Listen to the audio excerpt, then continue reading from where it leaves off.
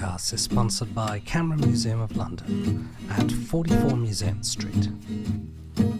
Welcome to a Fish Out of Water podcast. This is your host Richard Lippman. Today we are interviewing Eyal Sivan. This is part 2 of this podcast.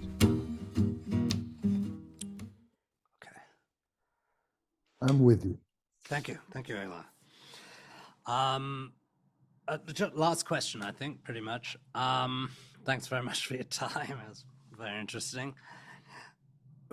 Tell us a bit about your influences, from filmmakers to writers or artists, or even maybe the Bible, or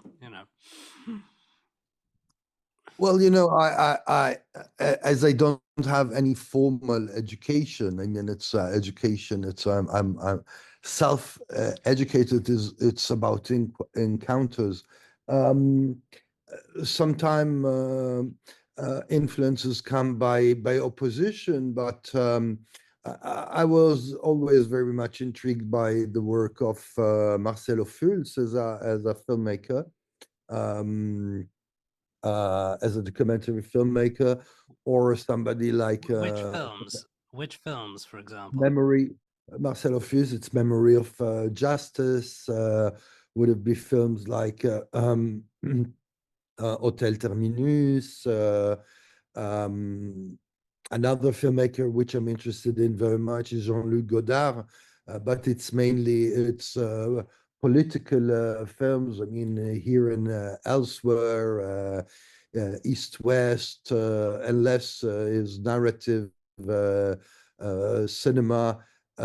Obviously, Jean Rouch, also by opposition. Here I'm talking about documentary filmmakers, but writers. I'm very intrigued by the work of Walter Benjamin, especially by the fragments that are called Theses on the Philosophy of History. Obviously, Hannah Arendt, which is somebody that I worked on for a very long time. There are books like this that were moments in my personal history, which are the books of Mario Vargas Llosa, the Colombian writer. It's very eclectic. It's very diffuse. It's more it's encounters on the road with pieces and works that intrigued me, or I would say interrogated me. But the influences, the cinematic influences are. I was never a kind of a cinephile, somebody that was following really. I'm a big consumer of image. Massive consumer of documentary image and political theory. So it's difficult for me to speak in terms of one influence. Obviously, Chris Marker, Alain René, those kind of people's work were very much important for me. So would you say France was more welcoming for you culturally and ideologically? It's difficult to say. France, at the moment that I arrived, I was in a way naive and fascinated about France. And as year passes, I understand to what extent it continues to be a very intriguing place. It became hostile to me because of my political standpoints, my activism, my critique also of France. I discovered to what extent France is still stuck in its colonial past. To what extent France is a place that doesn't know to deal with this historical past. So I'm less naive. I am. I believe, like many migrants in Europe, I think that I'm much more European today than I'm French, despite having since now 7 years my French passport. I'm more European. I'm traveling around Europe. I I'm a happy non-belonger to this space. Would you say you're a wanderer? I'm wondering in my head, first of all, but I'm a wanderer. Yeah, I didn't I cannot answer on the question Right. where is home, for example. I see. You said France is stuck in the colonial past. What do you mean? Can you give us an example? Well, you just have to look at the relations that are exist between white Frenchhood and its non-white population.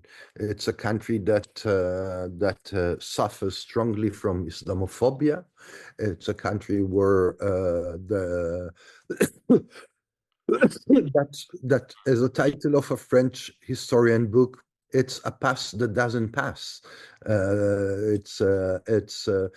France is stuck in its Algerian war. It's stuck with the fact that it's it doesn't know how to deal with its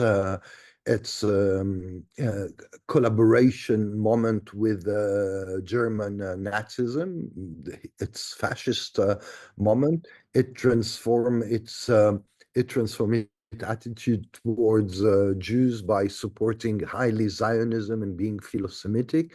I said Islamophobic, and it's a country that moves strongly towards what we're going to see in the next election, which is the arrival of power of the radical right wing of France, while its policy is already implemented.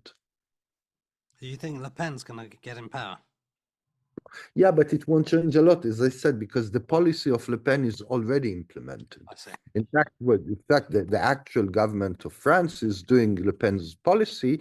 Le Pen will be just the consecration of a process that we saw arriving, and this is on the ground of the fact that France doesn't know how to deal with its past. Um, there are some, how would sort of ethnic minority sort of success stories in France. One of them being the author of Adele, um, Leila Silimani. What's your take on her and her books? I don't know her books. There are success stories. I mean, it's always the success story of migrants. Is in the moment that we start to speak in terms of success story of immigrants, we're saying, look, there are some. You see, where there are some, which means that this is exception. Mm. You see, I mean, I don't think that the situation in Britain is ideal, but you cannot imagine that Algerian origin person will become prime minister, as you can imagine that a Pakistani origin person will come prime minister in Britain. I mean, this is not in France. You have today a minister of interior that is talking about French people and French by paper. Okay. This is so. The fact that we're exception, the big exceptions that we speak, we say, yeah, but have a look at the French football team. It's all descendant of migrants. So of course you will find always singers and sports person which are colored person, but we're talking about um, a talk show in the French TV. What are the colors of the presenters of the news in French TV? Who are business persons that are speaking? I mean, France France is a country that, under this idea of the republic, which means that, in fact, everybody is equal, it refuses, for example, to look at the color of people. But by not looking at color, you are denying it. Would you say in Britain it's a bit more, there's better opportunities for all? Yeah, because I think that when you're in radical capitalism, so you care about the pocket, you don't care about the color. You think that's better then? I think that this is a fact. I mean, I think that we cannot imagine somebody like Ricci becoming a prime minister in France. We won't have even that the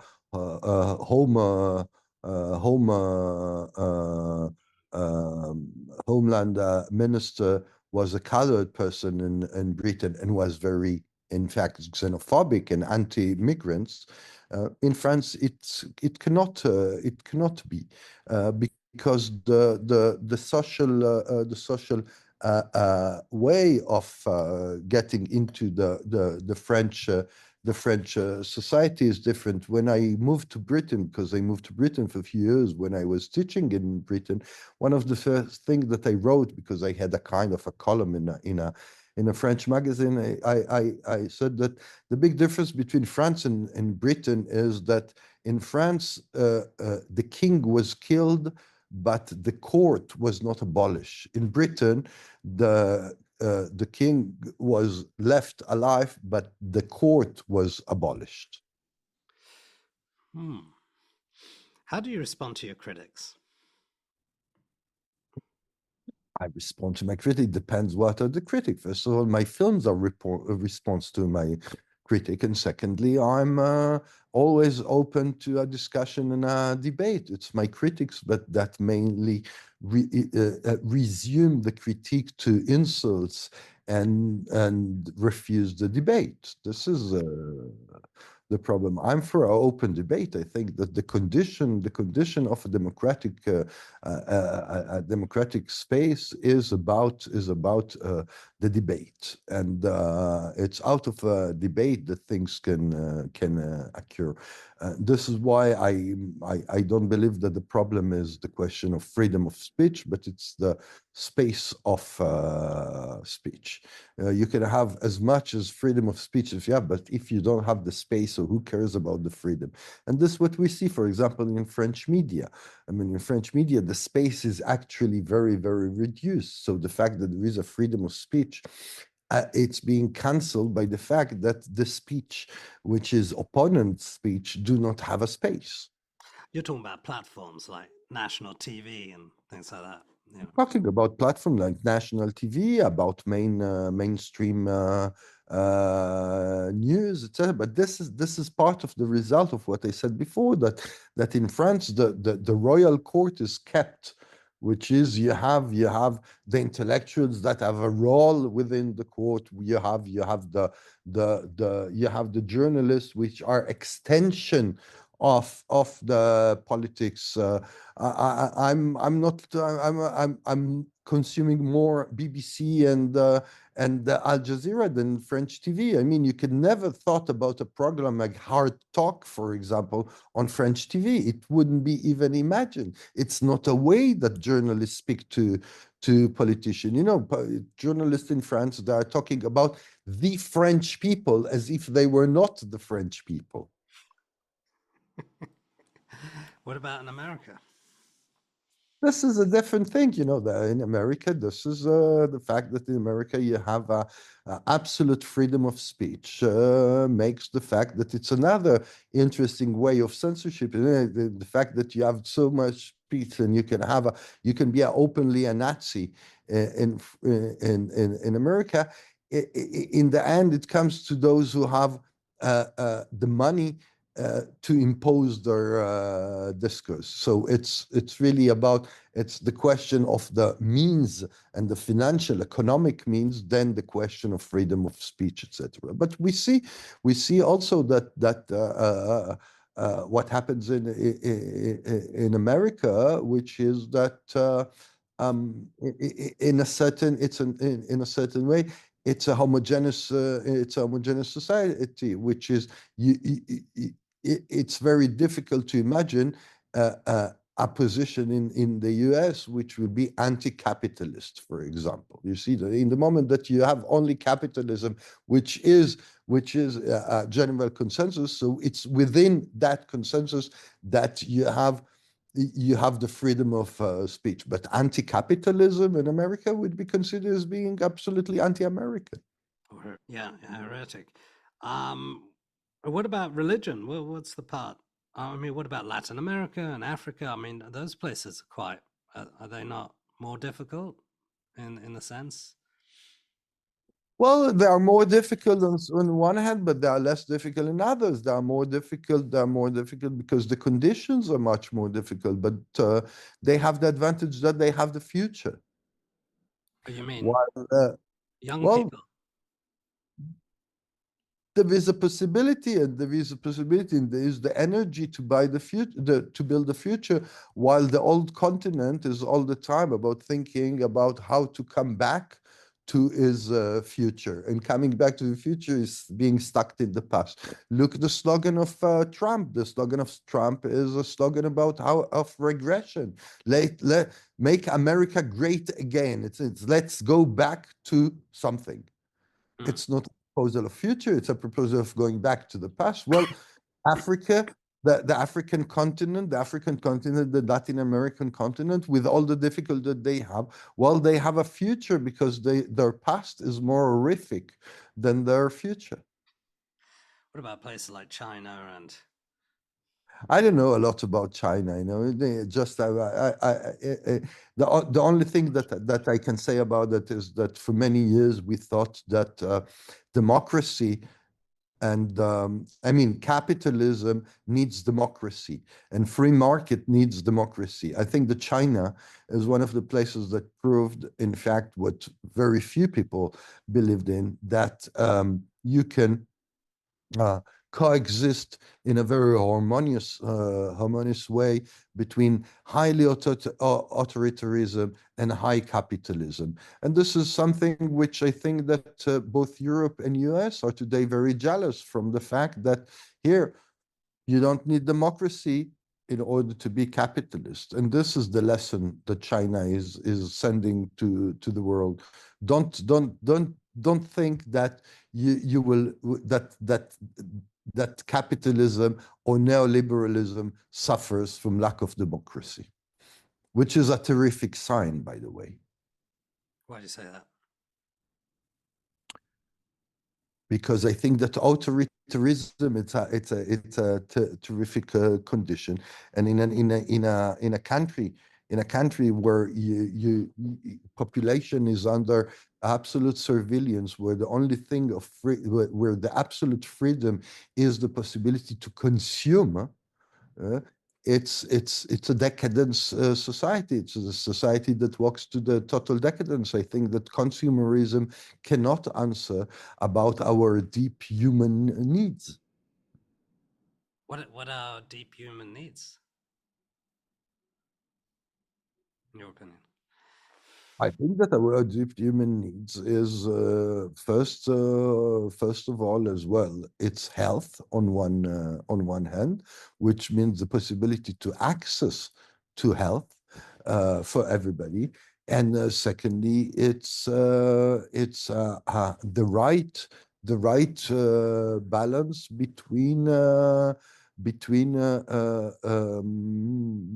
I would say a kind of spirituality and more sane relation with society. It's about de-stressing from the need of social performance and efficiency and competitivity. You've been focusing quite a lot on conflict. What's your take on the Russia-Ukraine, Ukraine-Russia conflict? My take is that I think that as being an anti-imperialist, I'm not choosing against any I'm not making difference between empire desires and saying there is a good empire desire and a bad empire desire. I mean, I think that the fact that Russia, an authoritarian country, not democratic, imperialist, is attacking another country, occupying its territory, enslaving the people. This is wrong. I think that there are sometimes mistake among liberals or progressive, or call them leftists, that there is a good imperialism that will be the Russian one, and a bad imperialism that will be the US one. I'm a integrally anti-imperialist, and I am still believe of the need of international law in order to manage international relation. Uh, um, not obeying to international law, abolishing international law is to build a world which is built on absolute savagery. Mm. Although there's still quite a lot of wars that are still going on in the world, right? Parts. Obviously there are a lot of wars, and there are wars that seems more important than others, and issues that are more highlighted than others. I mean, people are speaking rightly, strongly about the danger of genocide in Gaza, but in the same time, we don't speak enough about the what happens with Rohingyas on one hand and the Uyghur on the other, which are also under the threat of genocide.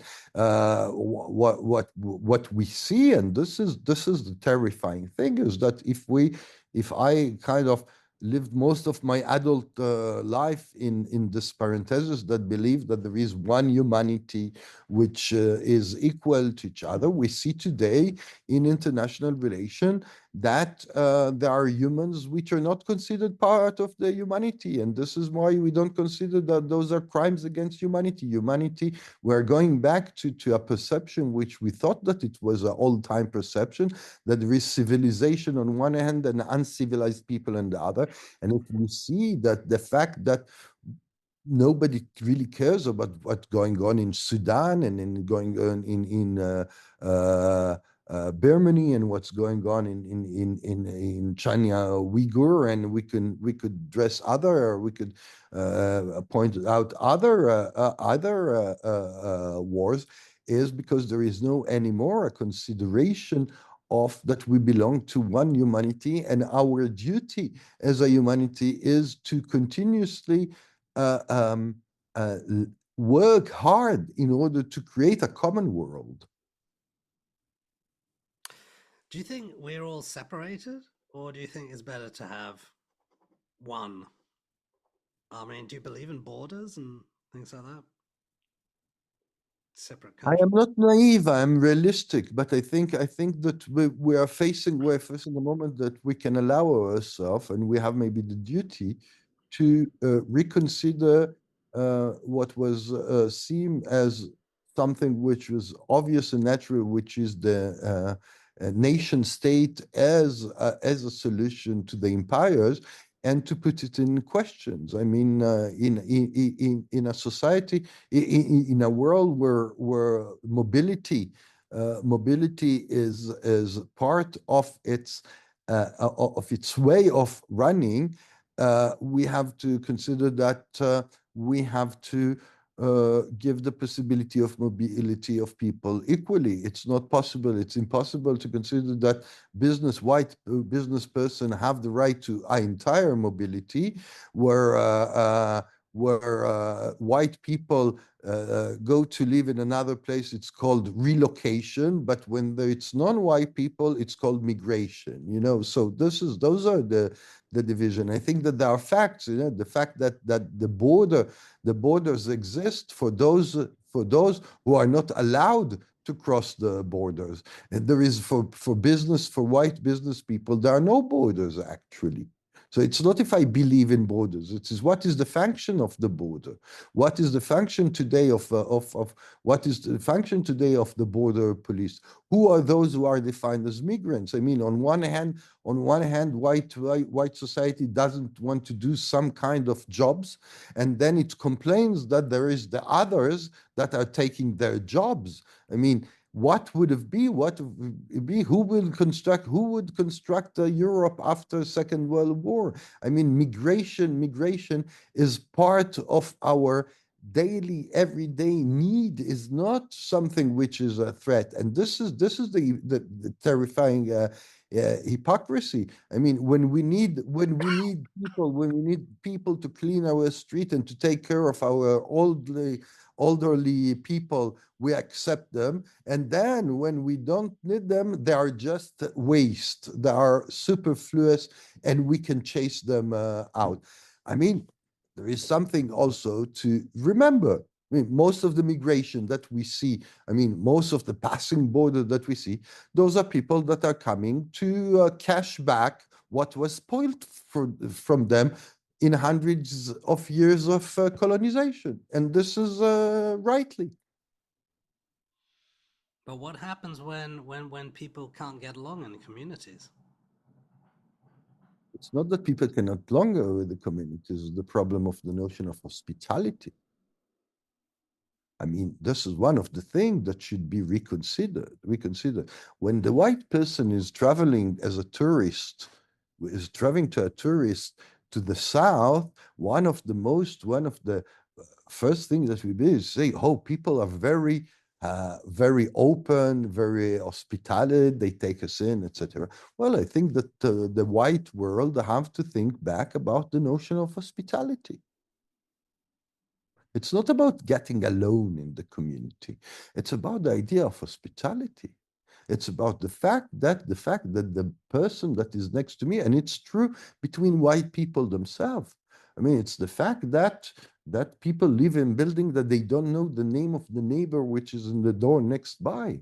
From there it starts. It's about gaining back humanity. It's not enough to declare we are civilized, we are modern, we are moral, we are values. It's about everyday action, and to reconsider that the fact that to sit in the tube in London and being not looking at the person next by, not caring about next by, it's about losing its own humanity. It's not about if I'm accepting the Pakistani or the Indian or the Ghanaian which is next to me. It's about do I care about the person which is sitting next to me? Are you suggesting most people don't?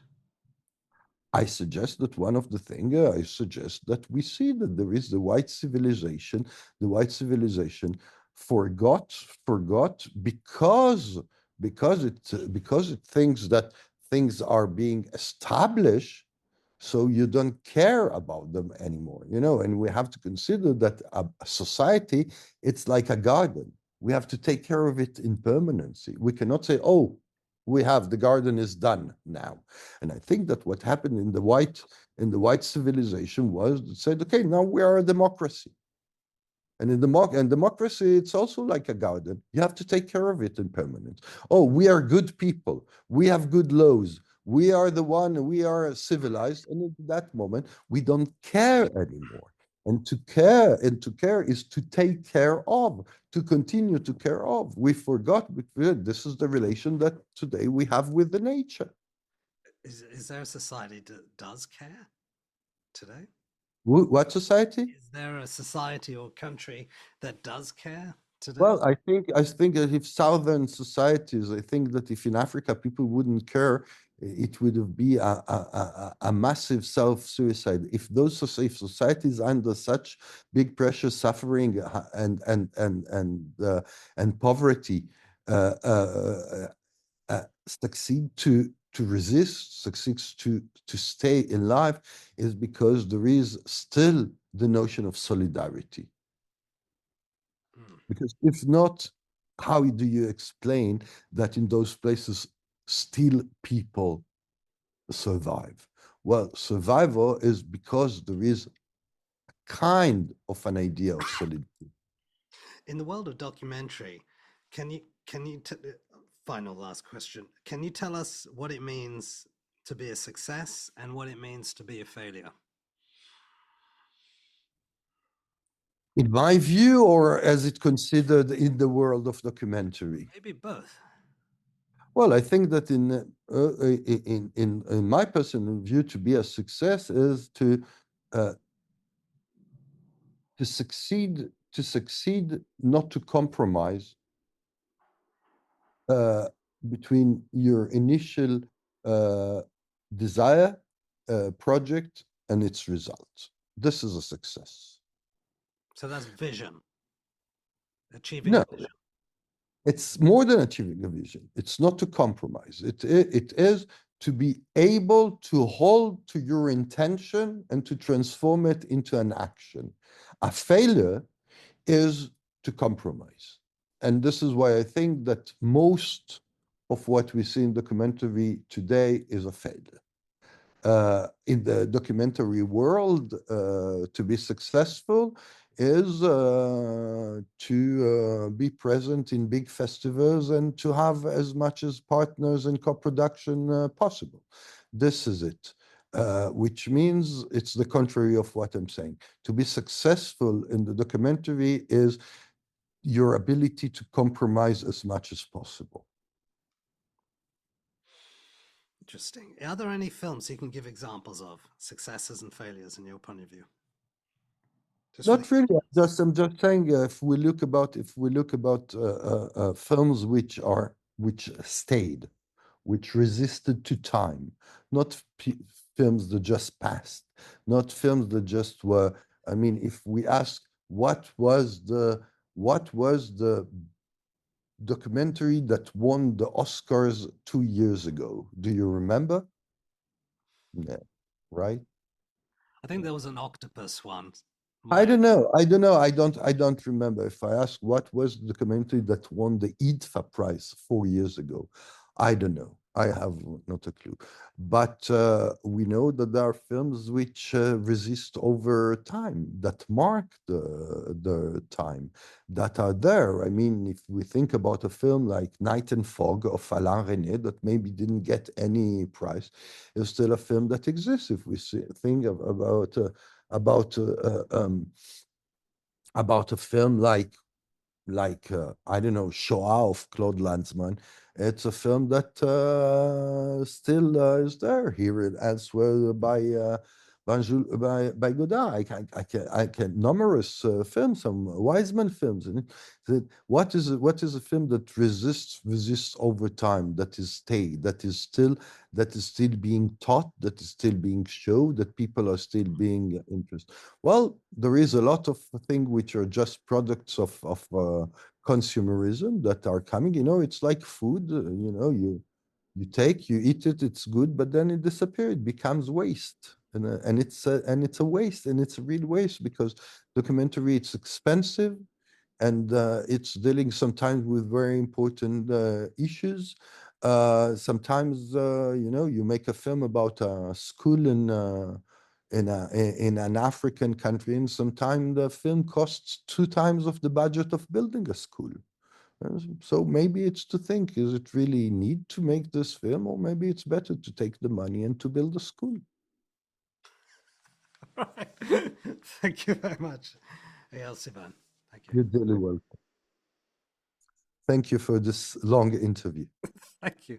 Appreciate it. Lots of ideas to think about. Thank you very much. Thank you. Yes. Bye. Bye. This podcast is sponsored by Camera Museum of London at 44 Museum Street. Thank you for listening to a Fish Out of Water podcast. This is your host, Richard Lipman. Should you have any questions, comments, or suggestions, please get in touch.